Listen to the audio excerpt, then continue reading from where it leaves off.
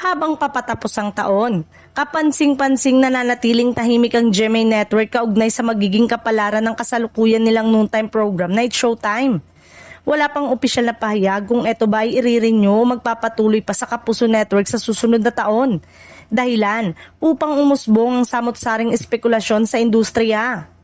Ayon sa ilang bulong-bulungan, pinag-aaralan umano ng GMA ang posibilidad na maglunsad ng sarili nilang network-produced noontime show. Isang programang buo nilang hawak mula konsepto hanggang production.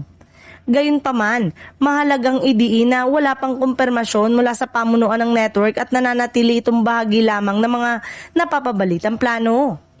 May mga ulat ding nagsasabing hindi raw ganong kalakas ang performance ng It's Showtime kung pagbabatayan ang single channel ratings na umano'y mas mahalaga para sa GMA dahil sa lawak ng kanilang free TV reach.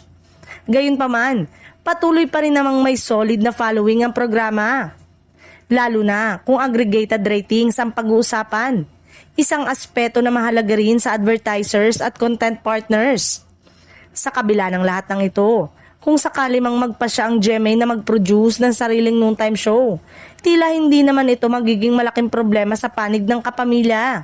Lalo na't patuloy ang mga usap-usapan tungkol sa mas malawak na pagbabalik ng ABS-CBN sa Free TV sa pamamagitan ng All TV. Isang hakbang na maaaring magbukas ng panibagong plataporma para sa kanilang mga programa.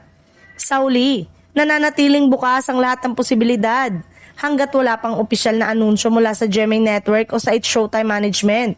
Ang lahat ay nananatiling haka-haka lamang. Ngunit tiyak na patuloy na aabangan ng publiko ang magiging galaw ng mga pangunahing network sa laban sa noontime ratings.